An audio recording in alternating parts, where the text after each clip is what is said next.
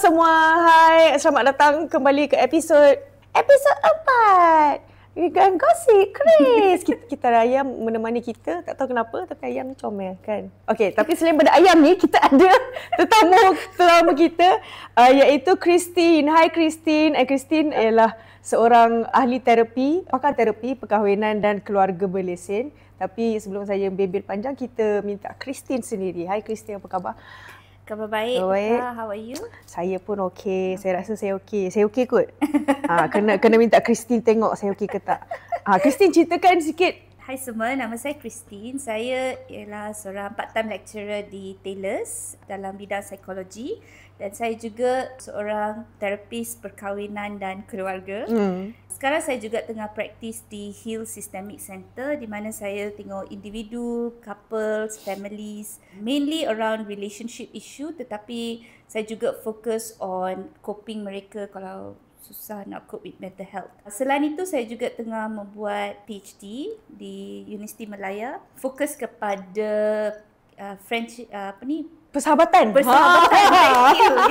Persahabatan antara lelaki yang identify sebagai straight man lah. So it's not feelings towards the same sex relationship ke apa. So I nak tengok macam mana friendship antara lelaki ni boleh digunakan sebagai tool in their mental health lah. Ada 5 juta rakyat Malaysia sebenarnya menghidapi sakit mental. So saya akan tanya soalan pertama, iaitu adakah kesedaran tentang kesihatan mental ni sudah mula dinormalisasikan dalam masyarakat ataupun masih dipandang serong?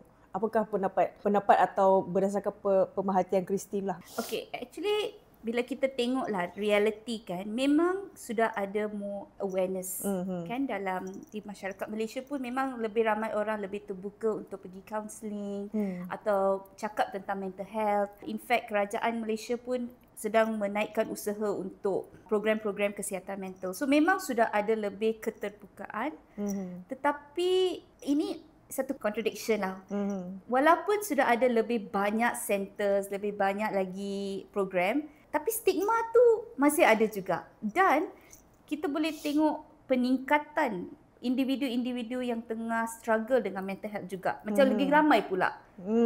Kita tengok kiri, mental health. Kita tengok kanan, mental health. I punya student dekat Taylor's pun memang ramai is struggling with mental health issues. Masa I pelajar dulu, jarang kita dengar. Walaupun I am a psychology student, tak ada macam kawan-kawan semua I ada having depression or bipolar ke, macam tu tak banyak sangat. Tapi sekarang banyak student I on medication, dia pergi tengok counselor. So kita boleh tengok ada more awareness tu ada, tetapi sebab mental health ni kan it's a very wide punya, memang dalam spektrum.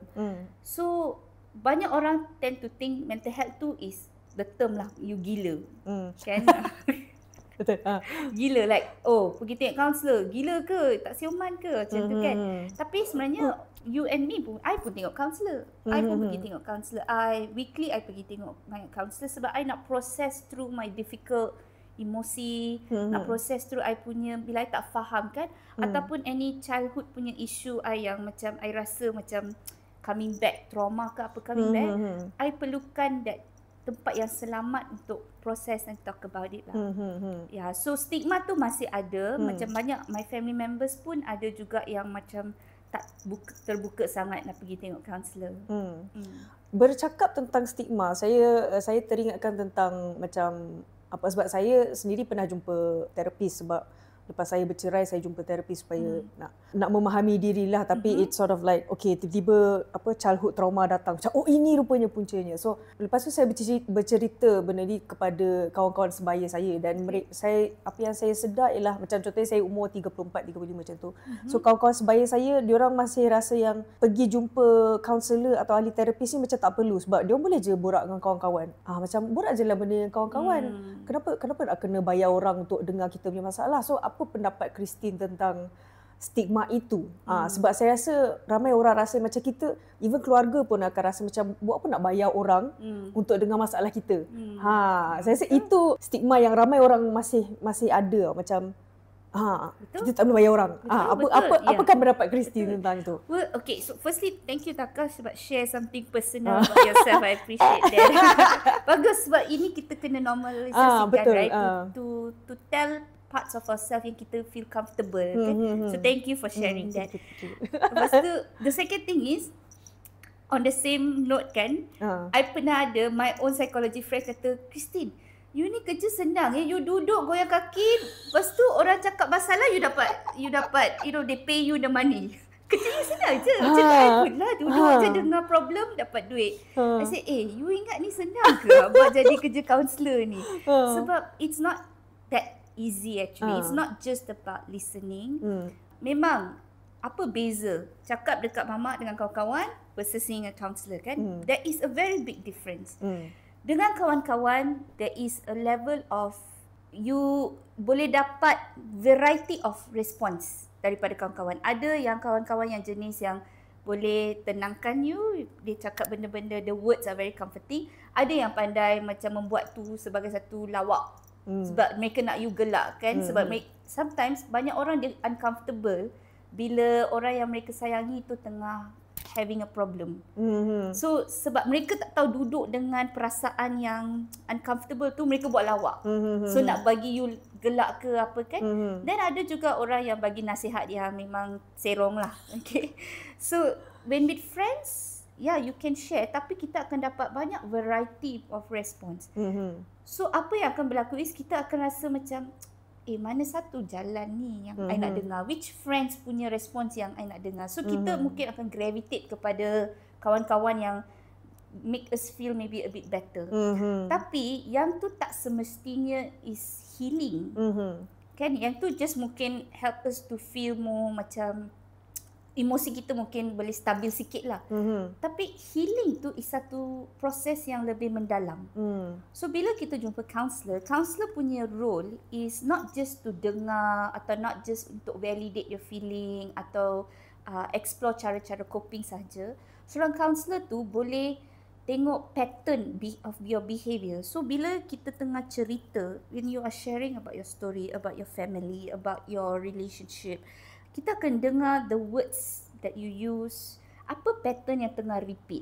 So, contohnya, kita takkan just, dalam counselling ni ada dua benda, proses dengan content. I cerita sikit lah, okay? Boleh, sila. Ya, content itu cerita dia. Content tu, bila benda ni berlaku, siapa yang terlibat, berapa lama berlaku. So, itu content. So, bila cakap dengan kawan-kawan, mereka akan fokus dekat content. Kan? Bagi respon pun based on the content. Tapi counselor ni, bila kita tengok pattern, kita tengah tengok proses. Proses itu macam semasa Taka bercerita on the content, I tengok macam mana you punya body language. I tengok macam mana you, ada tak macam suara you berubah. Ada tak mata you macam roll bila cakap tentang seseorang tu. So kita fokus on that. So I sebagai marriage therapist, bila ada 2 orang atau 3 orang dalam room, I fokus pun juga dengan dynamic body language mereka. Ataupun I tanya, how do you feel bila, macam mana you rasa bila you dengar your wife cakap macam ni? Apa perasaan you? Ada tak dalam family you mengingatkan, membawa perasaan macam ni from your own family members macam tu? So pattern tu is the role of the counsellor. Kita punya focus is on the process. Lepas tu kita nak tengok macam mana nak break apa dysfunctional proses yang tidak berfungsi sekarang dalam hidup you. Mungkin dulu as a survival mechanism waktu kecil, mungkin you memang kena jadi seorang yang tabah macam tu, tak boleh tunjuk your tears, tak boleh nangis. Tapi sekarang mungkin support system you dah meningkat, maybe it's okay to show your tears more. Macam itulah kita fokus macam mana boleh ubah satu proses yang healthy lah, lagi sihat. Rentetan daripada penerangan tadi, apa kan saya rasa orang kurang nak pergi ke terapi juga, antara sebabnya ialah sebab kita kena bercakap tentang benda yang sangat-sangat rahsia yang kita tak bagi tahu sesiapa pun kepada orang yang kita tak kenal, iaitu ahli terapi itulah, pakar terapi itu. Macam contohnya Christine pergi ke Heal Systemic Center. Ingat tu kalau nak jumpa Christine. Contohnya klien Christine nak klien pertama macam saya tak pernah pergi terapi, saya tak tahu nak buat macam mana. So dia akan rasa macam mana aku nak cerita benda-benda gelap dalam hidup aku kepada orang yang baru ni. So macam apa encouragement Christine atau nasihat Christine kepada sesiapa di luar sana yang nak cuba macam try terapi? Ya, itu satu soalan yang sangat bagus tak Kak? So memang kita jumpa ramai individu-individu yang tak pernah pergi counselling first time datang kan. So the first thing is always kita nak ensure that client tu feel selesa. So maybe just tanya dulu, ini pertama kali ke datang counselling? Macam mana you rasa berada di sini? Kalau macam saya, sebab satu benda yang kita kena tahu, counsellor ni banyak jenis juga. Mereka semua different approach, different personality kan. So saya cakap, Christine cakap saya punya lah, Christine punya cara lah. Okay. So bila the first time mereka datang, I akan tanya, boleh tak saya terangkan dulu proses counselling ni macam mana? Dan kalau you ada apa-apa soalan, you boleh tanya. So I akan start dengan talk about macam confidentiality, macam mana apa-apa yang dicerita, semua itu confidential, tanpa kebenaran, I tak boleh cerita dekat orang lain. I akan talk about macam proses dengan content ni, I akan cakap in the first session juga. Tapi sambil-sambil I explain, I akan check in. I akan tanya, how you feeling as I talk about this? Macam mana you rasa perasaan sekarang? So kalau klien I cakap dia anxious, masih tengah anxious, lepas tu okay, is there anything you need right now? Perlu tak apa-apa untuk kita rasa selesa? Sebab yang paling penting sekarang is untuk you rasa selesa. So macam itulah. Lepas tu I juga akan fokus on encouragement, so validating lah. Kita panggil terms ni, I pun dalam bahasa Melayu macam mana nak cakap. Dia macam meyakinkan kot, memberi keyakinan kepada klien untuk I macam akan cakap, you know, I tahu yang it's not easy lah, bukan senang untuk datang counselling, tapi the fact that Taka datang, duduk sini cakap is already 50% of the work done. Dan 50% dah buat kerja susah tu. Sekarang the 50% lagi is our consistency, Taka punya rasa nak keterbukaan untuk cakap, untuk cerita, dan kepercayaan kepada saya tu sangat penting. So saya akan cakap lah, tapi kepercayaan ni untuk kita bina ni akan ambil masa. So tapi saya akan bekerja keras untuk memastikan that kita boleh bina kepercayaan tu together. It's a collaborative work. So in the first session I buatlah benda-benda ni semua. So the hope is the client feel comfortable lah. So most of the time client memang akan rasa dah tenang sikit lah. You know, then slowly bila mereka mula cerita tu, I pun akan take a position lah, non-judgmental position. So saya di sini bukan untuk judge. You know, walaupun saya akan ada nilai-nilai I sendiri, tapi yang penting sini is nilai klien, nilai Taka, dan macam mana kita boleh help you make your decisions based on your nilai. Saya akan cerita sikit pengalaman saya, sebab waktu saya didiagnose dengan bipolar, waktu pandemik 2020, Jun macam tu. Sebelum saya pergi doktor, macam saya menangis 3 minggu berturut-turut tanpa henti. Macam tiba-tiba nangis, tak nak hidup dah. Macam itulah perasaan dia. Lepas tu ada satu hari tu saya beritahu waktu tu saya masih ada suami lah. Sekarang dah tak ada.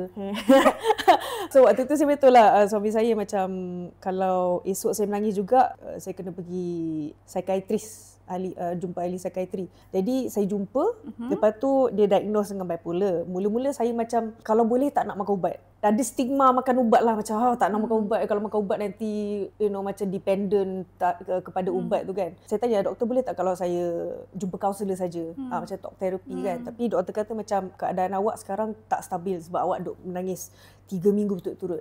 Jadi awak kena makan ubat untuk menstabilkan hormon apa semua tu kan. Lepas dah stabil, baru boleh jumpa kaunselor. Dan saya mengambil masa dalam 2 tahun macam tu. Doktor kata, okey, saya rasa dah okey dah ni. Saya jumpa awak setiap 4 bulan. Macam, setiap 4 bulan? Tidak. So, okey lah, saya dah kena jumpa kaunselor time tu. Stigma tu saya ada. Pada waktu itulah macam, tak nak makan ubat. Apa yang, bagi pendapat Christine lah kan, apakah yang kita boleh lakukan untuk para pesakit mental di luar sana yang macam tak nak mengambil ubat sebagai langkah penstabilan? Adakah talk therapy sahaja mencukupi? Dan sehubungan dengan itu, jika pesakit gangguan mental ni mengambil langkah untuk kenal pasti gangguan spesifik yang mereka hadapi, contohnya macam diorang ada bipolar ke atau MBD ke apa kan.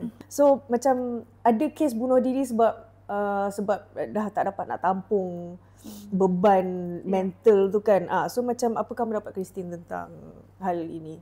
Isu ini. Okay, so I think the first thing I nak cerita is that konsep diagnosis ni, kan? Sebenarnya sebagai seorang marriage and family therapist kan, I will cuba untuk tak fokus dengan diagnosis. I punya cara lah. Sebab cara I is systemic. It's a type of approach. Kita panggil systemic approach. Di mana kita melihat seorang individu itu dari segi konteks. Kan? So bukan just Taka, I tengok Taka punya pemikiran, feeling sahaja. Macam mana what is going on. Okay lah. Kalau kita pergi tengok, so psychiatrist might focus on your symptoms. Kan symptoms tu, you nangis 3 minggu berturut-turut, you know, tak boleh make it, maybe tak boleh bangun, tak boleh kerja, tak boleh berfunction. So yang tu is the basic of macam mana kita assess seorang punya kesihatan mental. Tapi sebagai seorang family therapist, I will be more interested in your system. System you. And most of the time kan Taka, I cakap kat klien-klien I pun kan, sebenarnya bukan you yang kena ada di terapi tau. Sebenarnya it's your family members lah. Sebenarnya it's your friends ni. Sebenarnya it's your boss. Sebenarnya it's your... Betul. Okay. Sebab the reason why seorang tu punya mental health is terjejas because they have to deal with this kind of abusive symptoms. Not to say that you came from an abusive environment, but what I mean is it is one of the tanda lah. Kenapa seorang tu ada kesihatan mental punya issue, part of it bukan the only reason part of it is abusive workplace, abusive family, abusive marriage, kan? Not just abusive tapi yang tak healthy lah, kan? Pattern-pattern yang tak healthy. So banyak klien I, dia struggle with their mental health because they don't know how to cope with it. But the reality is, kenapa you kena cope dengan benda-benda ni? It's not you, you know. Tapi on another aspect juga, kita ada this thing called resilience kan, daya tahan. So sometimes, kenapa seorang individu tu dia struggle a lot, mungkin mereka ada yang mental health punya issue itu, mungkin resilience or their coping skills tu is kurang sikit daripada yang boleh tahan. You know, sometimes kita fikir juga, oh my god, macam mana dua adik-beradik, dua pun datang dari family yang sama, tapi seorang tu very golden child, seorang tu banyak penyakit, you know, sakit-sakit mental, no? How come same family kan? So dia punya personality, dia punya resilience, dia punya cara pemikiran, all this is where individual therapy can help lah, kan? So yang tu di mana akan ubat atau pergi counselling can help as an individual. Tapi untuk makan ubat ni, biasanya kalau dengan clients I, what I would tell is, medication for me, I tengok sebagai one support system. So contohnya, kalau Taka patah kaki, macam mana you nak move around? You guna apa? Tongkat kan? So, ubat tu macam tu. Kan? Tapi, will your kaki patah forever?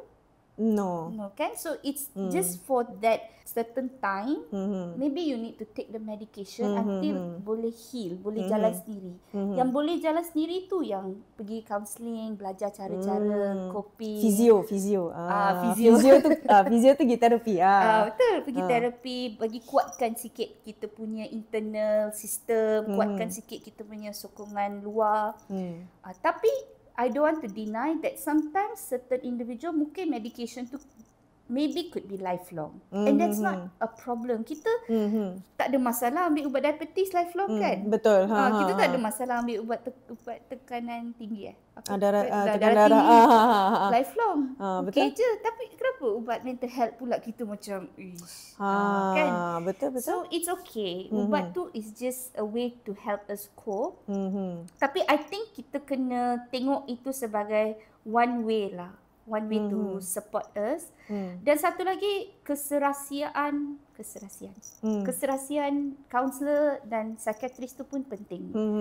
So not everyone may be a good fit for an individual. Mungkin approach tu lain kan. So kena tengok counselor yang pergi ni okey tak? I suka tak dia punya cara dia, cara pemikiran, cara dia buat counselling tu okey tak? Kalau tak okey, it's okay. You can leave and you can try another counsellor. But it's a bit tiring lah to start the process nak cerita semula. Betul. Kan? So that is my pendapat lah. So ubat tu is just a support system sampai boleh berdiri sendiri. Oh gitu. Ana betul ada. Betul. Bila kita bincangkan tentang mendapatkan pertolongan pakar bagi pesakit mental kan, ramai yang fikirkan ahli terapi. Tapi ada juga pakar-pakar profesional lain macam ahli psikologi, ahli macam kita cakap tadi, ahli psikiatri. Apa beza pakar-pakar ini? Kaunselor contohnya kan. Macam apa beza terapis, kaunselor, psikiatri apa semua tu? Boleh Christine terangkan? Boleh. Ini satu soalan yang sangat penting juga sebab semua orang ni actually dalam satu umbrella, mental health. Kan goal sama. Dia punya matlamat. Kita nak fokus with the mental health. Tapi dia punya bidang pembelajaran of each of these professionals lain. So psychiatrists, they are memang medical doctors. Kan, dan dia orang saja yang boleh bagi ubat. Dia orang boleh buat diagnosis juga. Diagnosis ni kita nak cakap sikit lah. Diagnosis ni is based on the buku kita panggil DSM. DSM ni kita punya holy book lah untuk mental health professionals kan. Dia macam it's a diagnostic statistics manual for mental health di mana dekat sana dia akan tulis diagnosis tu apa, lepas tu macam mana nak tengok simptom-simptom dia, apa simptom-simptom. So mungkin macam psychiatrist setakat tu tengok 3 minggu berturut-turut nangis, so yang tu akan ada crying I pun tak ingat dia punya itulah sebab I tak fokus more on diagnosis kan. So based on that mereka akan buat assessment, mereka bagi diagnosis. So psychiatrist memang they are professionals when it comes to the diagnosis tu. Lepas tu bagi ubat. Ubat itu based on diagnosis, macam mana nak stabilkan hormon and all that lah. Sometimes it's antidepressant, sometimes anti-anxiety. Yang tu psychiatrist. Kita juga ada clinical psychology. Psikologi ni boleh pergi banyak cabang. Boleh pergi clinical psychology, boleh pergi educational psychology, boleh pergi organizational psychology. Educational, organizational semua more towards macam university atau corporate lah, HR and all that. So clinical psychology ni yang buat macam talk therapy dengan patient. Tapi mereka juga fokus diagnosis. Sama macam psychiatrist. Cuma mereka tak bagi ubat. Mereka memang very good at buat assessment. Bagi yang ni semua assessment yang perlu bayar lah. Means like testing. Lepas tu kena tengok scoring you, macam mana you buat. You kena jawab soalan-soalan tu. Based on that mereka diagnose you. So setengah clinical psychologist dia orang fokus assessment sahaja. Tapi kebanyakan mereka buat talk therapy juga. Which means lepas dah diagnose, macam mana cara-cara untuk kita treat lah this diagnosis. So yang tu clinical psychology. Counselor ni dia more general. Mereka ni tak, di Malaysia mereka tak buat diagnosis. Di Malaysia. Tapi macam dekat US boleh buat diagnosis. Mereka tak buat diagnosis. Mereka just talk therapy. More focus on coping. More focus on just macam what are you struggling with, you know, your sokongan dekat luar. Macam famous approach is CBT, Cognitive Behavior Therapy. Dia focus a lot on pemikiran. Pemikiran yang tersongsang sikit lah. Yang tak rational, macam mana nak bawa kepada more rational. So yang tu memang evidence based punya approach lah. So counselor banyak buat macam tu. Psychotherapy ni actually it's siapa-siapa yang buat talk therapy kita panggil dia orang psychotherapy lah. Therapist. Anyone that does talk therapy. Cuma setengah orang akan assume that psychotherapist ni dia buat kerja mendalam sikit. So counselor ni mungkin dia macam letak band-aid. Tak nak, kalau ada luka kan, berdarah kan, letak band-aid. Counselor punya kerja untuk stop the bleeding. Maybe psychotherapy ni dia bedah siasat sikit. Dia pergi dalam lagi. So setengah orang dia ada pemikiran macam tu. Tapi counselors, for me counselors boleh bedah siasat juga. Dia punya depends on dia punya certification, dia punya training dia. Kalau dia ada enough pengalaman, enough training, dia pun boleh go deeper lah. Deeper maksud dia kita pergi trauma work, pergi tengok background, childhood and all that. Macam I MFT, I Marriage and Family Therapist.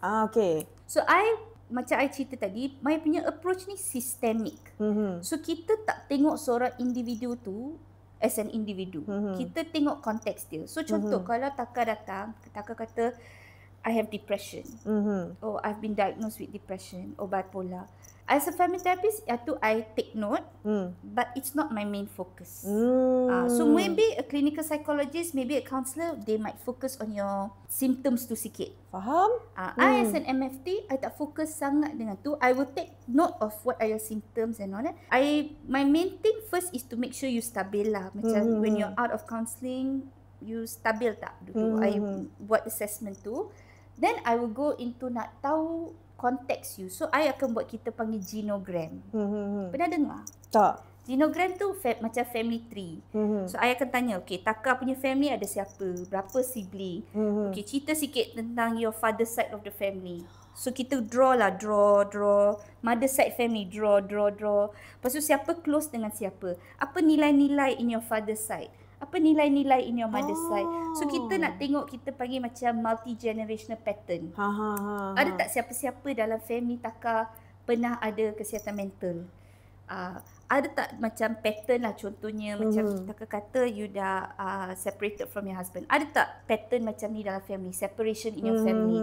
Kita tengok apa pattern yang tengah repeat dekat sana. So macam mana relationship in your dynamic. So kita tengok macam tu, then kita cakap patutlah Taka ni ada depression.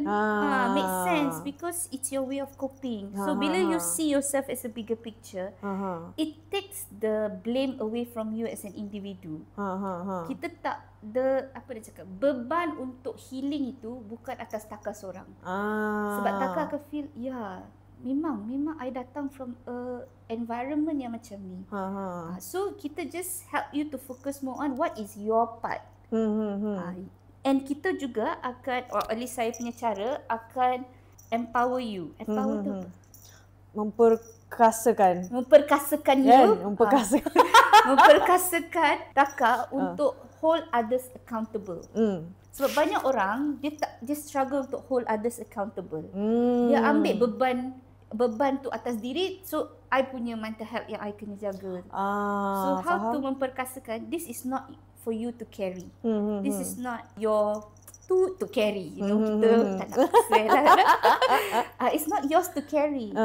Contoh, I bagi contoh lah, macam if someone has been sexually abused as a child, then as an adult dia datang, dia cerita kan, so mereka mungkin feel banyak guilt, I should have told my parents about it. So, it's not for you to carry, Ini beban your parents untuk tak mengajar you what is a safe space. Ini beban the person that abuse you, that is their shame, bukan your shame. So kita help you to lepaskan that thing that you're carrying, So MFT, they focus a lot on this kind of contextual work lah. Kita tengok systems. Kita just pergi jauh lagi. Kita tengok economy system, kita tengok cultural system, kita tengok banyak lah. It's just very systemic. So MFT ni focus more on family therapy and marriage. Kita juga ada term systemic therapist. Systemic therapist ni kita boleh guna untuk siapa-siapa yang guna approach ni. So not just MFT sahaja. Counselor yang fikir cara sistemik, kita panggil mereka systemic therapist juga. So it's just a way lah approach. So this is the main difference lah antara semua ni. So I nak cakap, it's not to say one is better than the other. Kita kena tengok siapa is a good fit for me. Kalau I feel that I nak ubat dan I nak diagnosis yang tu boleh help me to feel calm, then jumpa psychiatrist. Kalau I feel I nak diagnosis, sebab setengah orang ada nama, having that name for their issue is helpful to them. Tapi setengah orang dia tak nak label tu. Dia lain. Banyak individu dia lain.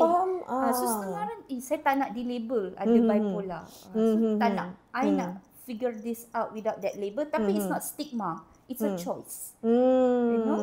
Yeah. So you kena tengok apa keserasian lah. Semua orang matlamat sama sebagai profesional. All of us, matlamat kita is kesihatan mental. Kena improve.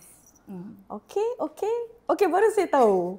Saya baru tahu walaupun dah bertahun-tahun jumpa psychiatrist dengan apa kaunselor. Apakah isu yang mungkin dihadapi oleh belia atau anak-anak muda yang terkesan dengan gangguan mental sebegini? Sebab macam apa yang saya buat kajian, bukan kajian lah, saya Google itu.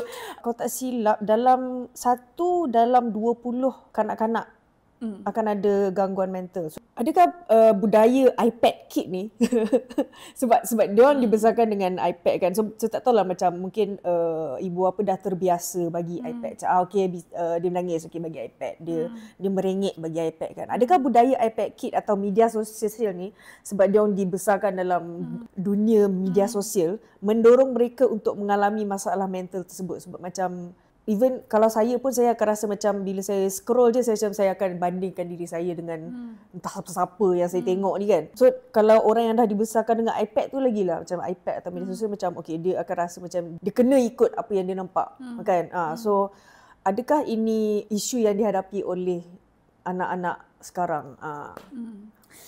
Yeah, I mean it's senang untuk kita blame iPad. iPad kid. Memang I pun kan, I ada pernah, there's one time of my life sebab I memang suka kanak-kanak. Sebab I am the eldest on my mom's side. So banyak I punya saudara-saudara yang I jaga kan. So I suka kanak-kanak. But one time I just was so irritated dengan children. I pergi kedai, I tengok children ni semua, oh my god, I macam dah irritated. Then I started to ask my friend, boleh tak I jaga your anak, I nak bina hubungan balik dengan kanak-kanak. Sekarang dah okey dah. Sekarang I suka balik. But anyway, it's easy to, kita senang nak blame iPad, phone. Tapi I nak meluaskan pandangan sikit lah. Kan? Sebab easy kita fokus tu je kan. Nak meluaskan pandangan. Actually, apa yang kanak-kanak perlukan? You rasa apa perlukan Taka? Kasih sayang. Kasih sayang. Betul lah. Perhatian daripada ibu bapa lah. Saya rasa benda tu yang sangat penting. Kan, dia nak masa, dia nak attention parents dia suka. Kanak-kanak ni, you duduk dengan dia, you buat role play dengan dia, tak payah apa-apa. You ambil chicken ni pun, you buat role play dengan dia, happy sangat-sangat. Dia suka, tak payah ni berapa Shopee kan, RM1 je. Tak payah beli iPad pun. Betul. Tapi dia nak perhatian. They want the love, they want the attention of parents kan. Tapi dalam kita punya keadaan ekonomi, free enterprise, parents pun tak ada masa kan. Kerja, sometimes working hard nak bagi children the best education, the best everything nak bagi. Tapi dia kerja. Okay, that's one thing lah. Kerja tu is impacting the time spent kan. Kerja tu interfere dengan masa untuk bagi perhatian dengan kanak-kanak. Satu lagi, apa sangat kita nak fokus iPad kid? Parents pun phone parent. Kan? Parents, I mean Facebook parent, Insta parent, TikTok parent kita. I mean my generation juga lah. I pun guilty of it. I tak ada anak. Sama. Okay? I pun guilty. I pun duduk 3 jam, 4 jam scroll. Betul. Apa I buat dengan life I ni? Besar I spend 3 hours. I dah boleh baca 2 buku dah dalam 3 jam ni kan. So we also go through that kan. It's a very normal. It's a normal culture sekarang. Kan teknologi is sangat-sangat addictive. Betul. So adakah iPad kid is the problem? Kita bagi children yang di-expose pada iPad tu problem ke? Atau culture kita ni yang problem kan? So maybe kena start lah as parents. I nak this message is mainly to parents kan. We have to make that conscious decision. Ambil keputusan dengan conscious tu untuk put the phone away. Kan? Put the phone away, spend time dengan anak you. Dengar cerita. Kadang-kadang ni imaginasi dia is very big tau. Mereka suka sangat cerita kalau boleh. So kita cerita dengan dia, kita main dengan dia. Kan? So the more parents can spend time. So untuk buat macam tu, parents tu kena prioritize. Kan? You kerja lagi penting ke? Atau time with family penting. Tak payah nak spend 5,000 pergi luar negara semua. Tak payah sangat. Just pergi padang kat tepi rumah tu pun okey je. Kan? The time, the daily time. Sebab it's that little moment tu yang penting. Kan? Sikit-sikit you bina. So children pun boleh, they feel that kasih sayang. Kan? Another thing is the regulasi emosi parents.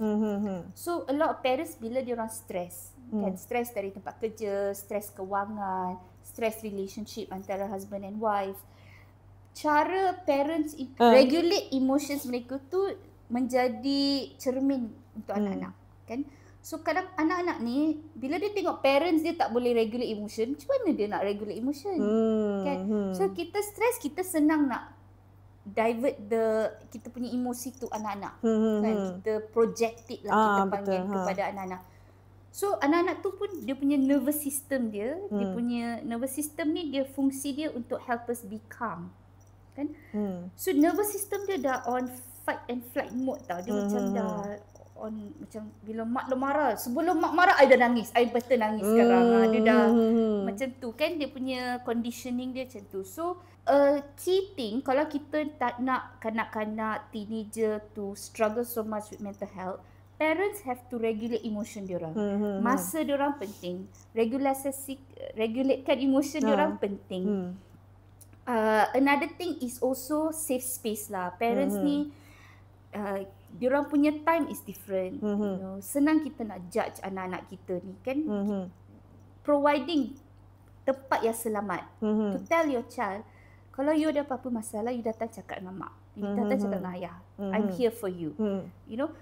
Tapi janganlah bila anak tu datang dia cakap, mak saya rasa saya nak tak nak belajar lagi, nak berhenti universiti. You jangan terus, mana boleh, pendidikan ni penting. Don't go into that mode, nak fix. You know, sebab I faham parents dia risau kan. Mana ada parents yang tak nak anak dia orang sihat, berjaya kan. All parents they wish well. Tapi kena belajar mendengar.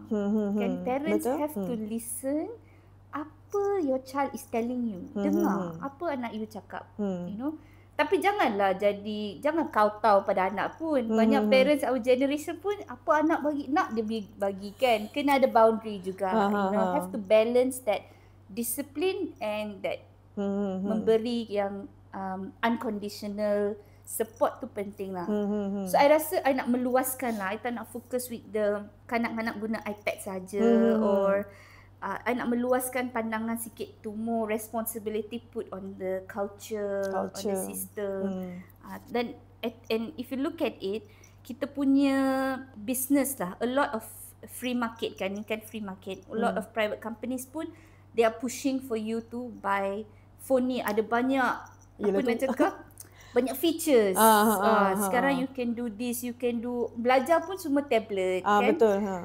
So it's a very tough balance I nak cakap. Memang susah nak balancekan macam mana teknologi ni tidak jadi satu benda yang memudaratkan. Betul. Sambungan pada itu, saya nak sentuh sikit tentang safe space dengan kewangan lah. Sebab saya rasa benda ni semuanya bermula daripada pandemik jugalah. One way or another. Contohnya komuniti yang terkesan ialah komuniti B40. Sebab waktu lockdown tu kan macam contohnya lah kan, kita bandingkan lockdown di PPR dengan lockdown di rumah-rumah di Bukit Tungku. Kan?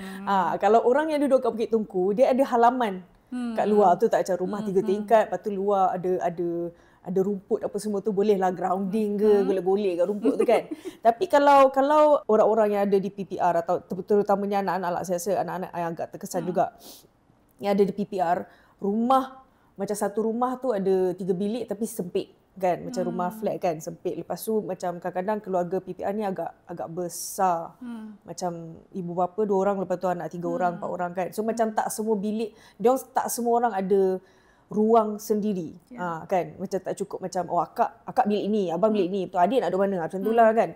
So pada pandangan Christine lah, macam mana langkah golongan yang agak sempit dari segi kewangan ni yang boleh mengambil langkah untuk pergi ke terapi atau kaunseling. Sebab pergi terapi dan kaunseling pun memerlukan kewangan yang stabil, betul tak? Ya, betul. So apakah pendapat Christine tentang? Saya suka soalan ni. By the way, memang menyentuh I punya nilai I. Untuk saya percaya social justice ni important. Kan? Dan saya nak menyuruhlah to all the mental health professionals to also, kalau boleh lah, fikirkan tentang social justice ni. Apa maksudnya social justice dari segi ekonomi kan? Ialah kalau kita gunakan mental health dan menjadikannya sebagai satu bisnes. Untuk saya rasa itu jadi sangat salah. Business for profit. Business okay lah, itu memang bread and butter kan. Tapi bila you start to make it profitable, memang I rasa dia jadi a bit apa matlamat kita dah sekarang. Ini kita memang care untuk mental health ke, kesihatan mental ke, atau ini sudah start jadi bisnes dan lain dijalankan.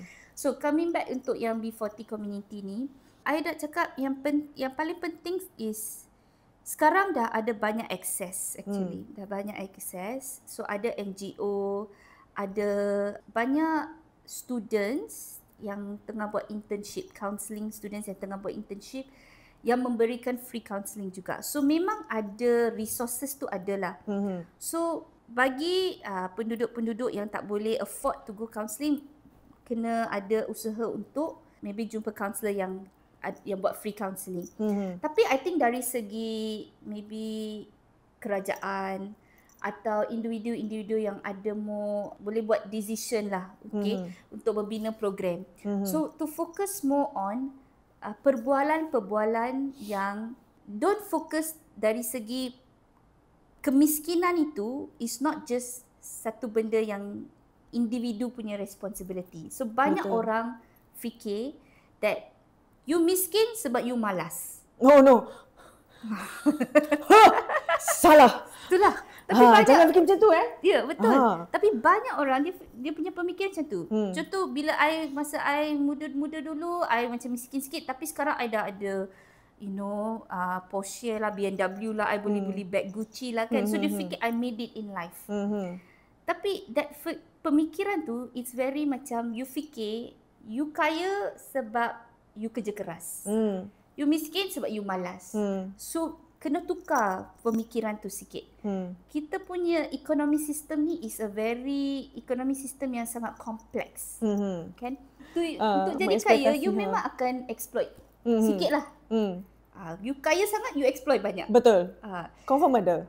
So yang memang tak boleh jadi kaya tu atau susah jadi kaya is mereka time is their money. So dia kerja untuk 8 jam, dia dapat duit untuk 8 jam tu je. Itu pun di-exploit. So dia tak dapat untuk 8 jam kerja tu kan. Tapi kalau you kaya, you dah ada business ke, you mungkin tak payah kerja banyak tapi dapat duit, passive income. So yang tu I feel like most mental health professionals kena fikir juga. Dari segi kewangan itu partly is an economy issue. It's a system, economic system kita. So macam mana kita nak fokus kepada keperluan B40 is we have to think about, am I exploiting tak? So macam Christine, kalau saya, I nak have my own center someday. So I pun kena fikir, bila I ada center ni, I akan exploit ke? Macam mana I nak charge client I? Macam mana I nak dapat more people to join my center kan? I akan exploit mereka ke? Apa tu exploit tu lah. So kena fikir. So kalau you tengah exploit, then you don't lah. Kan, that is the first step. You have to give up a bit of your own comfort untuk ada keadilan tu. Then untuk but in terms of programs for B40 memang ada banyak. I think government boleh focus more on encouraging people to talk and jangan blame. Jangan blame that you miskin sebab you malas. You miskin sebab you punya nilai-nilai you semua terserong. Betul-betul. Itulah, that's my thing lah. Mungkin banyak orang yang dengar-dengar ni mental health professionals will disagree with me, which is okay, kan? It's okay with that. Okay to agree to disagree gitu. Tapi it's my need, my values lah. As a mental health therapist, I memang akan fokus dengan isu-isu social justice sebegini. Okay, apakah langkah yang boleh diambil untuk memastikan masyarakat faham yang semua orang pun boleh hadapi masalah mental? Macam kan awal-awal tu Christine ada kata waktu kita dulu orang tak cakap sangat pasal mental. Semua orang okey je. Kenapa tiba sekarang semua orang ada masalah mental kan? Sebab awareness lah, sebab kesedaran tu kan. Apa yang masyarakat boleh faham tentang macam okey, semua orang boleh ada masalah mental dan benda ni berkait rapat dengan kewangan, macam kita cakap tadi, kewangan, masalah keluarga, masalah ekonomi, sekaligus membanteras stigma ini. Sebab saya rasa untuk kita mendorong orang untuk jumpa ahli terapi atau pakar psikiatri apa semua tu, kita kena buang stigma ni. Kalau Christine sendiri, apa yang Christine nak sampaikan kepada khalayak di luar sana, macam buang stigma ini? Macam mana cara Christine? Betul. Cicing. Okay. Untuk saya, my hope lah, saya punya harapan is kesihatan mental ni perlu ditengok dari segi community. Kalau takak is struggling with mental health issues, it's also my responsibility to care for you. Kan? Not just your individual responsibility. Yang tu yang paling penting. Kita kena shift mental health punya fokus dan instead of focus on individu, kita fokus on community care, collective responsibility, social justice. Yang tu yang paling penting. So untuk buang stigma, sebab banyak orang fikir kan, kesihatan mental saya akan improve kalau I ada lagi banyak duit. I just need more money. Kalau I dah ada banyak duit, I boleh belanja my family, I boleh beli rumah, I boleh, kita fikir kebahagiaan itu is based on how much money we have. Tapi kalau kita tengok kan, banyak population, kita tengok banyak celebrity, dia ada fame, dia ada fame tu apa, famous tu? Kemasyhuran. Kemasyhuran Popularity. Dia ada duit. Dia ada semua yang kita ingat yang akan buat kita bahagia. Semua pun ada. But banyak orang struggle juga dengan mental health. They take their own life, dia bunuh diri, they overdose, drug issue banyak. Drug is a escape. Kan? Dadah itu digunakan because mereka tak tahu macam mana nak be in a world yang macam tengah macam ni lah. Banyak tak safe untuk mereka. So diorang ambil dadah ni untuk escape to a different reality. Tapi what happens is tak tahu manage, start to take a lot of it, so start to overdose. Kan? So banyak selebriti yang kita overdose, tak payah pergi selebriti. Memang banyak golongan-golongan anak muda yang coming from an elite family. Lot of drug issues juga. Kan? Case bully, kan kita ada banyak case bully dengan adik Zara juga. Macam all these kinds of things, it can happen to anyone. The chances of it happening kepada semua orang memang ada, sebab kita live dalam masyarakat atau sistem ekonomi atau culture yang ada banyak ways untuk oppress kita lah. So my hope is shift that thing from ini bukan masalah individual. Kalau kita tengok seorang tu ada kesihatan mental, kita perlu tanya macam mana saya telah contribute dalam individu ini punya life yang membuatkan mereka ada kesihatan mental ni. Apa yang saya boleh buat? So instead macam seorang lecturer, kalau students I datang and tell me they having mental health issue, the easy way is to say, okay, pergi jumpa counselor. Okay, that's an easy way. Memang yang tu patut to minimum care lah. Minimum care is to encourage them to see a counselor. But kita boleh pergi above and beyond sikit. Kita boleh check in dengan dia. Kita boleh tanya, macam as a lecturer, assignment ni you boleh buat ke tak boleh? Apa yang boleh buat? Apa your level? Kita have that kind of conversation dengan student tu to support them, you know. So in that way kita tak jadi macam that's your problem. You fix it. Bila you dah fix, you datang. Betul. Yang tu is to me, yang itu is encouraging a very selfish culture mengindividualisasikan mental health tu. So that is the main thing lah, to break the stigma is to break that it's an individual responsibility. Ingat tu, ini adalah tanggungjawab kita semua. Gitu. Tidak kiralah jika kucing anda sedang depres ke maupun anda sebab saya yang buat kucing saya depres.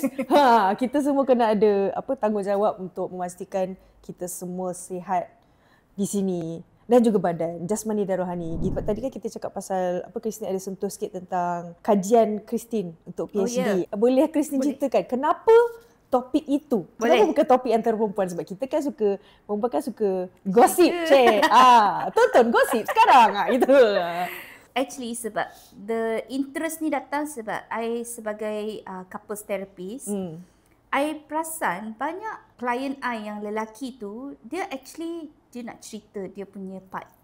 Then bila I buat individual counselling dengan lelaki, mereka boleh jadi vulnerable. Tapi bila I tanya dengan klien lelaki ni, you cerita tak benda ni yang you tengah cerita dengan I ni? Mula-mula I cakap thank you for sharing tu kan. You cerita tak ni dengan your friends? So lelaki tak cakap benda-benda ni. Dia punya respon yang tu. Betul. Men don't talk about this. Tapi ada segelintir lelaki dia cakap, Tapi dia boleh cakap dengan perempuan. Some of them dia kata dia more comfortable. Dia lagi selesa sebab perempuan ni dia lagi gentle, dia suka lengar kan.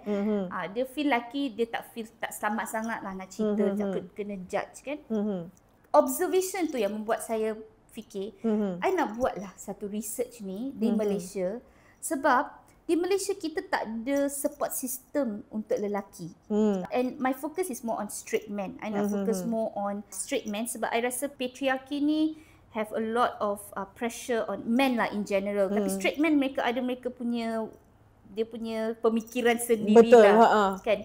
So I nak tengok sebab sekarang bila lelaki tak boleh regulate their emotion, the only emotion mereka tunjuk is rage.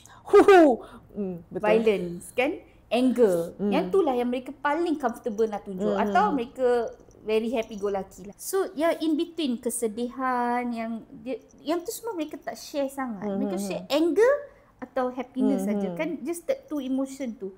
Yang tu yang membuatkan mereka domestic violence terhadap macam-macam lah dekat tempat kerja, family and all that. So I feel kalau lelaki boleh feel more comfortable to share all the other feelings which are memang human punya feelings. Itu feelings manusia. Bukan gendered. Tapi kita feel itu gendered kan. Nangis tu perempuan. Marah tu lelaki. Mana ada? Kita semua baby mana ada? Baby bila lahir pun dia nangis. Semua lelaki baby pun nangis kan. Ada tak lelaki baby lelaki macam dia nangis kan? Tak ada. Dia baby dia when they are born, baby tak ada tengok gender. Betul. Gender ni is memang culture lah. Dari masyarakat base. Kita punya culture kita cakap you lelaki jangan nangis you jadi perempuan. Macam tu lah kan. Dari kecil kan. Dari kecil dah cakap macam tu. So memang very strong.